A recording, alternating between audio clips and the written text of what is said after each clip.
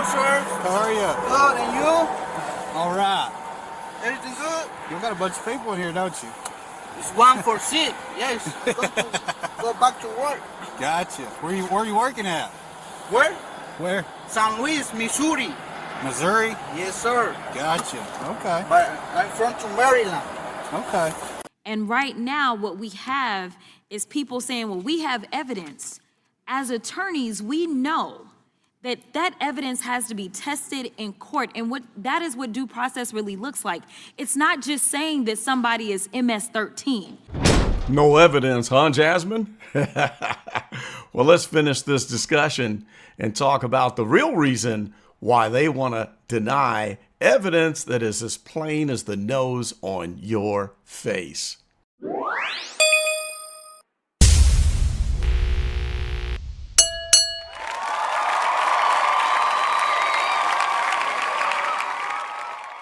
What is up, gang? Carlton Flowers here with the Go Political channel, and today we're going to continue on with the discussion about illegal immigration and this whole Abrego Garcia situation. If you didn't see the last video, you need to go back and watch it, where we're talking about Jasmine Crockett showing up in committee in front of Congress, denying evidence that is as plain as the nose on your face about the person who is being discussed.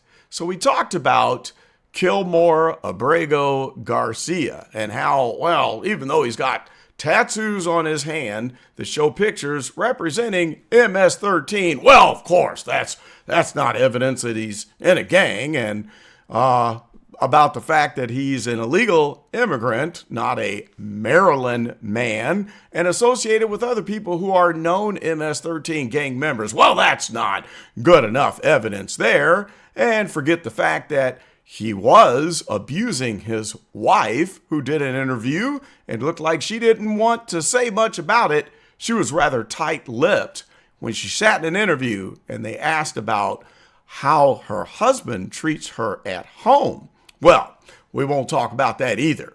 But anyway, we're going to show a clip here. You saw a little piece of it in the beginning as Kilmore Abrego Garcia was coming from St. Louis, Missouri on his way back to Maryland.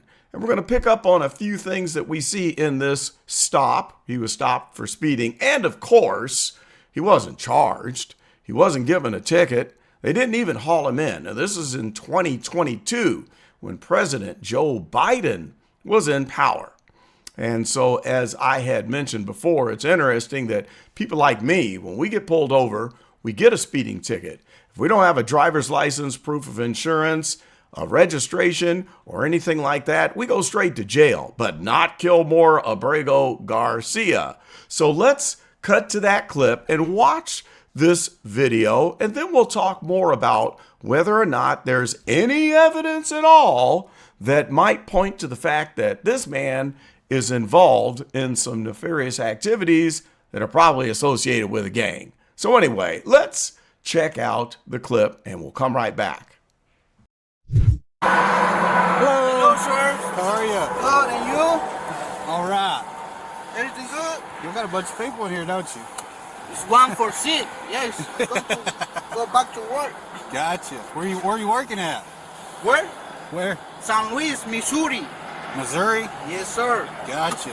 Okay. But I'm from Maryland. Okay.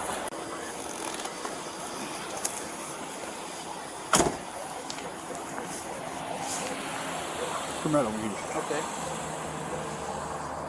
So nothing illegal? No, sir. Okay. Where did you say you was coming from? So I coming from to San Luis, Missouri. The project is over there. So right now it's done. 2 weeks over there. Okay. So right now I'm going back to home. Okay. Yes, sir. So stay right there. I'm gonna get my dog out. Okay. Okay. But did you see how squad at the back? There's 8 people in there. Yeah, I know. I didn't know that. They put an extra row of seats in there. Yeah. So he's getting paid all these people, probably to Maryland, I would say, if I had my guess. He said they all work together. That's what he's telling me. But he's the only one that knows So, English. so let me ask you this: they don't have any luggage in there, right? And if you get them out, they're going to have a tube of toothpaste and they're going to have toothbrushes in their pockets. I guarantee it. Now, how do you get away with that? How do you get by with getting pulled over by the Highway Patrol without a driver's license, without insurance, being an illegal immigrant, and you got a carload of people in this SUV, but he doesn't go to jail? Now, what this tells me is there must have been some type of directive from way up above at the federal level that stopped people from arresting illegals who are involved in what obviously is human trafficking. Now, you saw it. This vehicle was modified to have 8 seats in it, extra seats put in to haul more people. And did you hear what the officer said at the end? Not a one of them had luggage. And what did he say? If you pull them out and you go through their pockets, they're going to have a toothbrush and toothpaste because that's all they carry. So what in the world was he doing going from St. Louis, Missouri, headed back to Maryland, where the Maryland man took up residence? Well, it's because he's hauling these people, and it's a high-paying job to traffic human beings in and around the United States. Pretty plain to see what was going on there. But as we saw in the other clip, Jasmine Crockett says, well, there's just not enough evidence here. Forget the tattoos, forget the Bulls hat. Everybody wears Bulls hats. And the hoodie with all the $100 bills covering up the eyes and the mouth and the ears of the U.S. presidents. Just because all of the big Mexican gangs have that on all of their articles of clothing doesn't mean that he's involved in a gang. Okay, so we'll just sweep all of that under the rug because he's got a job to do and he's probably being paid or allowed by the federal government to get these individuals brought into the United States. Which brings us to the question, why were they allowing this and what was the benefit? What could possibly be going on? Well, I've got an answer for you.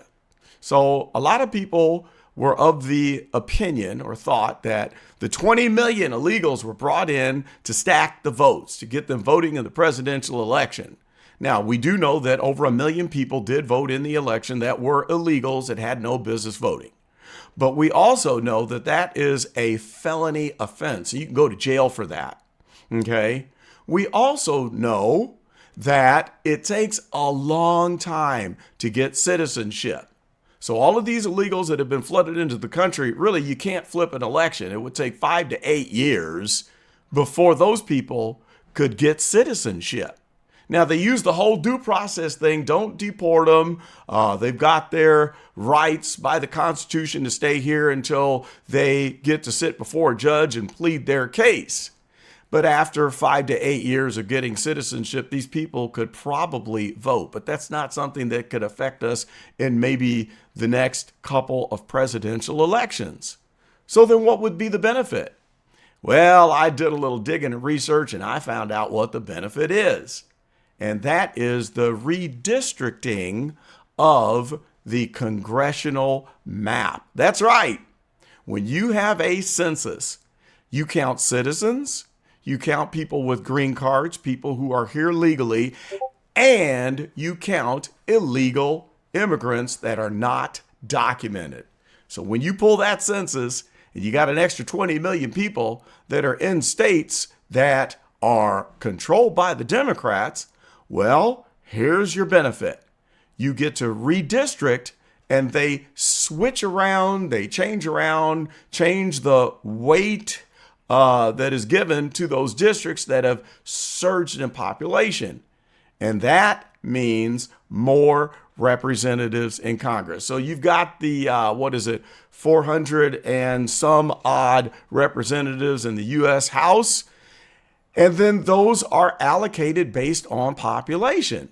So through my research, after I did the digging, I decided to kind of see, well, what would be the benefit to these districts once you have the change in population? Well, When you increase the population, you're going to add seats to certain areas that have increased, and then you can take away from counties or districts that stay the same or decline in population. Now, if you're adding all those illegal immigrants into those areas that are controlled by the Democrats, you're going to pick up seats. So the advantage is that you can pick up seats. Now, would this give the Democrats a reason to facilitate illegal entry to shift congressional representation? Well, it kind of would. So let's look at some of these big states, the big blue states. You've got California, New York, and Illinois that always lean Democratic. All right? So when you suck in all these extra illegal immigrants, they're going to benefit from a higher population. And that means you're going to gain House seats and electoral college votes. Now, in a specific example, we're going to look at California. In 2020, after the census, California gained 11 additional seats, and that was solely due to legal immigration and illegal immigration raising up the population. So that kind of rubs people the wrong way. So 11 votes might not be enough to take over power forever in Congress, but what if it's a 50-50 split and then you get 11 more seats added to a completely blue state? Well, that is going to shift the power in control of the Democrats. Okay, so in 2021, Representative Yvette Clarke, who is a Democrat, there was a hearing, and she said that her district could absorb a significant number of the migrants for redistricting purposes.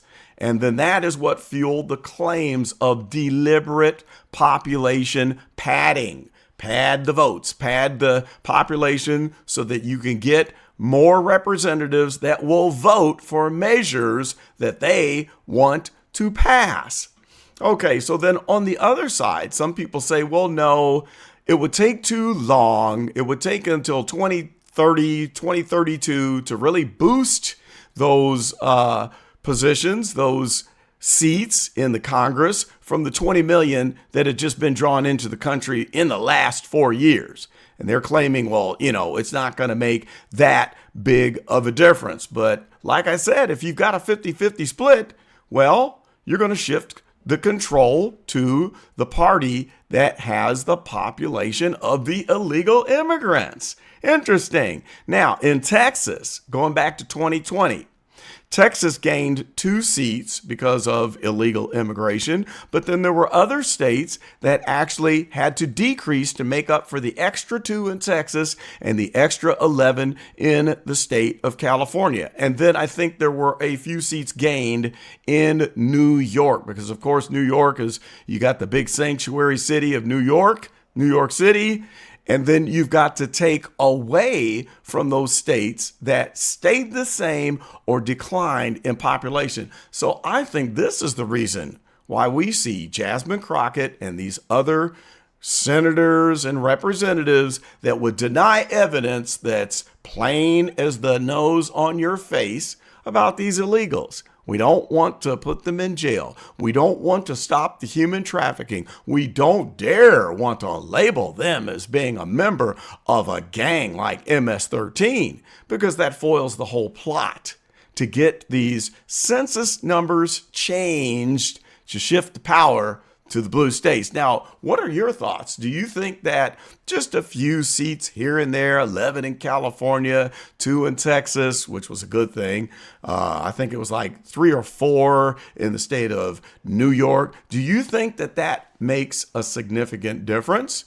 Do you think it's fair that the illegals are usually sent to these blue states? Or do you think that there should be a law that states that we cannot allow the population of the illegals to be counted when we're redistricting congressional seats. Post it in the comments and let me know. And then lastly, tell me if you think that this will have an impact when we get to the year 2032 after the 2030 census has an impact. And then you might want to tick that notification bell, like and subscribe, because I got more of this coming your way. You don't want to miss it. So we'll see you on the next one. This is Carlton, and I am out.